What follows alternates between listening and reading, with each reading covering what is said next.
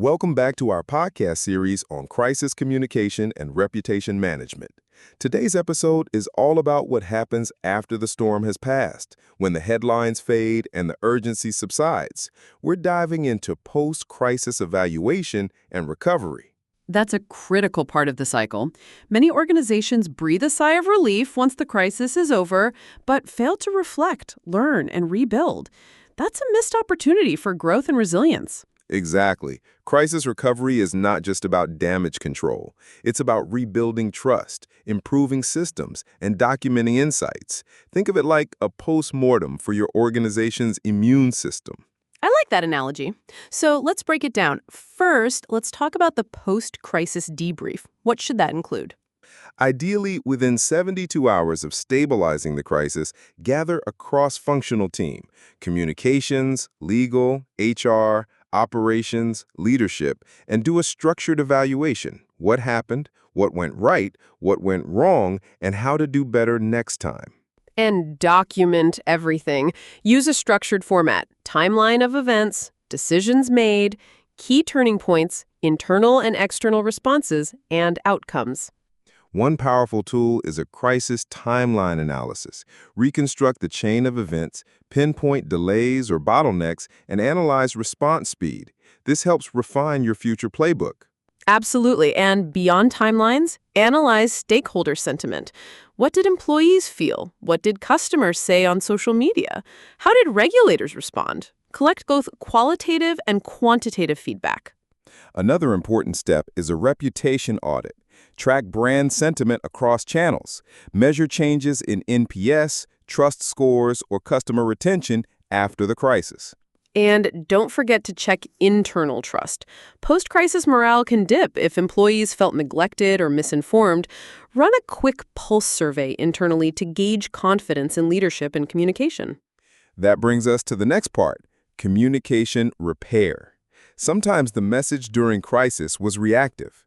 Recovery messaging should be proactive: reassure, realign, and reconnect. Exactly. It's not enough to say, we're back to normal. Stakeholders want to know what you've learned and what's changed. Be transparent. Share the improvements you've made as a result of the crisis. Like updating safety protocols, changing vendors, restructuring teams, or launching new training programs. Publicize those steps in a humble but clear way. And re-engage your brand advocates. Bring your loyal customers and employees into the recovery story. Turn them into co-authors of the comeback narrative. Brilliant point. Let's talk about long-term recovery. Some reputational damage lingers for months. What can companies do in the long run? Build a reputation restoration plan. This could include hosting public forums or Q&A sessions, publishing detailed case studies on your learnings, partnering with independent auditors, creating educational content around your improvements.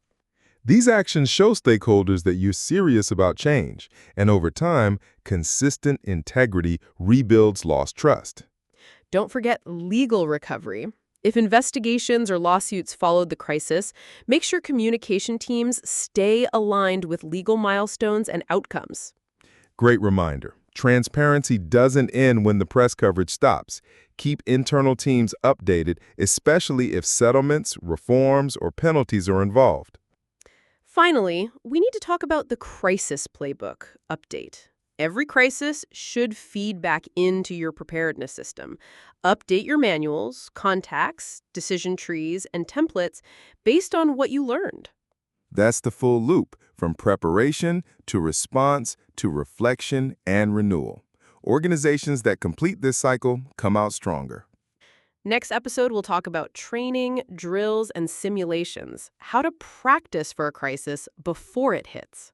Thank you, Lily, and to our listeners. And always, remember, post-crisis recovery isn't just about moving on. It's about moving forward, smarter and stronger. If you found this episode of Corporate Communication useful, don't forget to join us at leadershipacademy.tagbizzsutra.com. Do share it with your friends and colleagues and leave your review. Until next time, corporate communication is a leadership function. It defines how people feel, think, and act. It deserves intention.